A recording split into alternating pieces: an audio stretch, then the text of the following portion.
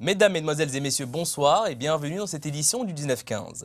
Sans plus attendre, voici les principaux titres de ce samedi 19 septembre. Le président du FCE, Ali Haddad, lance à partir de ses tifs le slogan « Consacrons la liberté d'entreprendre ». Le lait, éleveurs et transformateurs en discussion sur l'avenir de la filière, objet de multiples perturbations. L'affaire de l'ex-avocat du parti politique FIS dissous, l'Algérie présentera la demande d'extradition dans les délais. François Hollande entame sa visite au Maroc sur fond de polémique et de condamnation des ONG. Nous entamons notre édition d'aujourd'hui par les déclarations du président du Forum des chefs d'entreprise Ali Haddad, qui considère que le FCE milite fortement aujourd'hui pour que la liberté d'entreprendre soit consacrée conformément à l'article 37 de la Constitution, car celle-ci est la condition primordiale pour l'émergence de notre économie. Plus de détails avec Yamina Bahir. S'exprimant à Sétif à l'occasion de sa tournée au niveau des wilayas de l'Est du pays, il a souligné que la plupart de nos revendications ont été prises en compte. Il a insisté à cet effet qu'il est temps de libérer les initiatives de nos entreprises parce que cela, a-t-il dit, permettra et encouragera l'investissement et le développement en conséquence de l'économie nationale. Tout en rappelant dans ce sens que la loi de finances complémentaire 2015 a institué dans son article 48 la concession au gré à gré des terrains relevant du domaine privé de l'État destinés à la réalisation des projets d'investissement, désormais autorisés par un arrêté du Wali, sur proposition du secteur de wilaya en charge de l'investissement.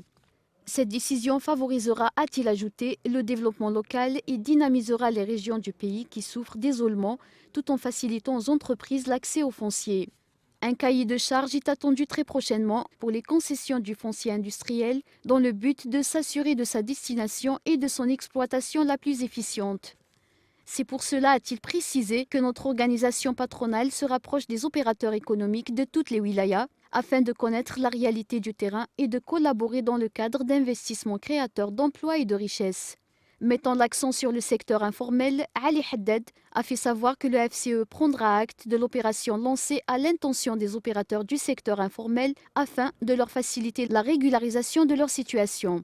C'est une action que nous encourageons vivement car elle s'inscrit en droite ligne de nos revendications.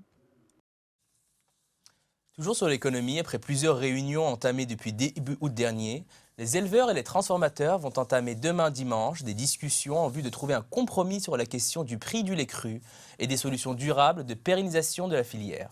Compte rendu de Yamina Bahir. Les rencontres qui ont regroupé les éleveurs et les industriels en présence du ministre de l'Agriculture, du Développement rural et de la Pêche, Sid Ahmed Ferroukhi, ont abouti à la mise en place d'un groupe mixte pour discuter des questions relevant de leurs relations et surtout proposer des solutions pour l'avenir de la filière. S'inscrivant dans le programme du gouvernement qui compte développer la production nationale et réduire le recours aux importations de la poudre de lait, le ministère a invité les principaux acteurs de la filière, éleveurs et transformateurs, au dialogue et à la concertation en vue de trouver des solutions durables à leurs problèmes et de proposer une nouvelle approche de développement. Outre l'urgence d'arriver à un prix équilibré du litre de lait cru cédé aux transformateurs, principale revendication des éleveurs, les professionnels vont discuter aussi des contraintes liées à l'investissement, à l'alimentation, à la qualité du lait livré aux laiteries et à la décentralisation du système de soutien qu'accorde l'État à cette filière. Les pouvoirs publics se sont engagés à aider les éleveurs à développer la production fourragère, à décentraliser le système de soutien, le dispositif de soutien étant lent, attendent plusieurs mois pour percevoir leurs primes de production versées par l'État.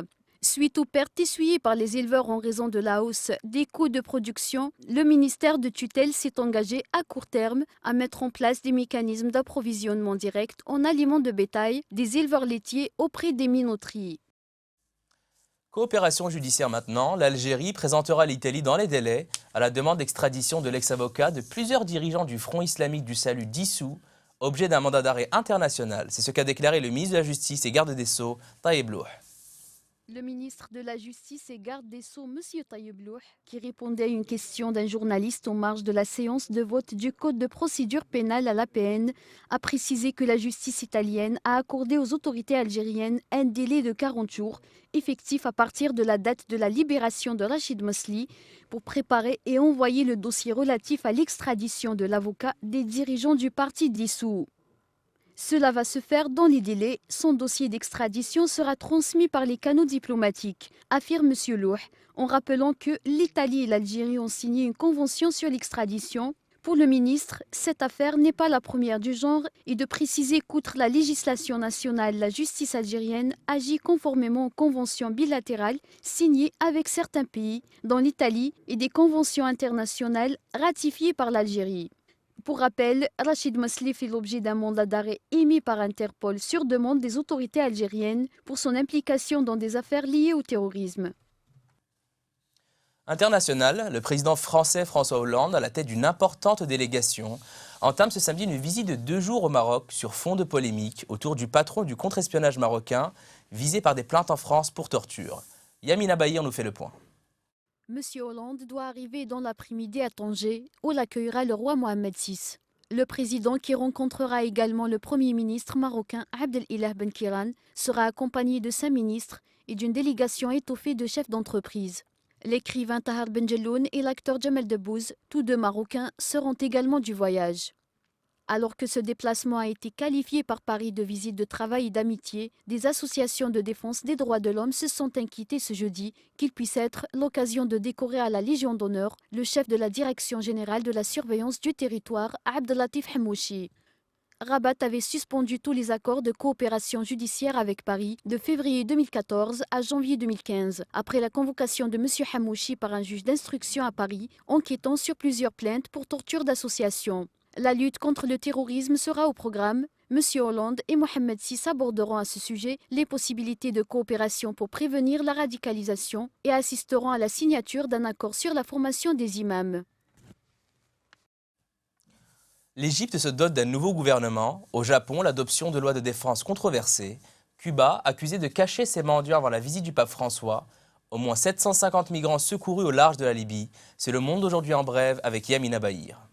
L'Égypte se dote d'un nouveau gouvernement qui a prêté serment ce samedi matin devant le président Abdel Fattah al-Sisi, une semaine après la démission du précédent cabinet fragilisé par un scandale de corruption. Le nouvel exécutif, qui compte 15 nouveaux titulaires, est produit par l'ancien ministre du pétrole, Cherif Ismail, un technocrate qui dispose d'une longue expérience dans les compagnies pétrolières publiques. L'exécutif a été légèrement réduit avec 3 ministères sur 36, supprimés pour fusionner avec d'autres. Le Parlement japonais a approuvé dans les premières heures de ce samedi des lois de défense qui permettraient l'envoi pour la première fois depuis la Seconde Guerre mondiale de soldats dans un conflit à l'étranger.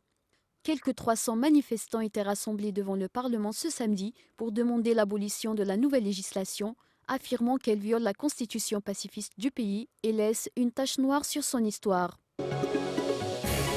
Le gouvernement cubain a été accusé par un groupe de défense des droits de l'homme de nettoyage social, affirmant que des milliers de mendiants et de sans-abri avaient été interpellés dans les villes de La Havane, Holguín et Santiago, où doit se rendre à partir de ce samedi le chef de l'Église catholique. Le pape François est attendu à Cuba pour une visite historique de 3 jours qui consacre plusieurs décennies d'efforts de rapprochement du régime castriste avec l'Église catholique et le monde extérieur. Au moins 750 migrants à bord de 3 petites embarcations ont été secourus ce samedi dans les eaux internationales près des côtes libyennes par des bateaux de Médecins sans frontières. Les 750 personnes ont été secourues très tôt ce matin. Une 4e opération de sauvetage similaire est actuellement en cours. Culture. Le 10e festival culturel national des Aïssawa de la ville de Mila a été clôturé en beauté jeudi soir avec un concert haut de gamme du groupe constantinois Ar-Rachidia. Le 10e festival culturel national des Aïssawa de la ville de Mila a été clôturé en beauté jeudi soir avec un concert haut de gamme du groupe constantinois Ar-Rachidia. Sous la direction du maestro Cheikh Azouz Bouabid, 1h30 durant, la troupe a créé une atmosphère d'allégresse mêlée au mysticisme, dévoilant un héritage impressionnant de l'art aïssaoui constantinois dans une soirée mémorable marquée par une extraordinaire fusion avec le public présent à la Maison de la Culture.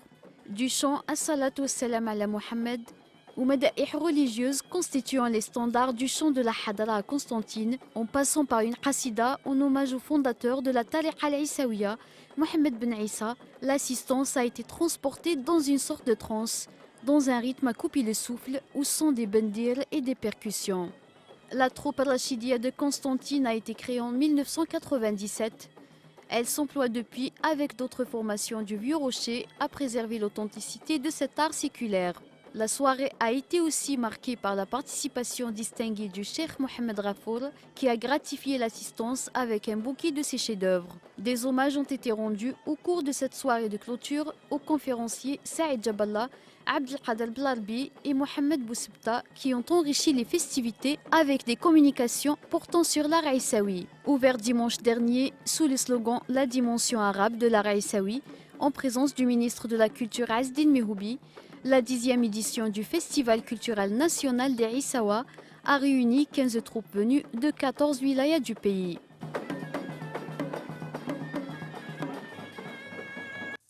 Fait divers maintenant, les services de police de la wilaya de Mila sont mobilisés et les recherches s'intensifient pour retrouver le petit Enes Jardem, 5 ans, porté disparu depuis plus de 4 jours. L'enfant, qui réside dans la commune de Chelrom Leïd, se trouvait mardi dernier chez ses grands-parents à Mila et jouait aux alentours de 11 h devant la demeure familiale à Sidi El Kouf lorsqu'il n'a plus donné signe de vie, a précisé son grand-père Mohamed Boubila. Dès l'alerte donnée, les services de police et de la gendarmerie nationale ont entamé les recherches, aidés de proches et de voisins du petit garçon. La disparition d'Enes Berjem, largement répercutée sur les réseaux sociaux, a suscité une vive émotion. L'espoir de le retrouver sain et sauf demeure très grand. Pour tout renseignement, veuillez contacter la gendarmerie nationale de Mila aux 2 numéros suivants, 031 57 89 37 et 031 57 89 26.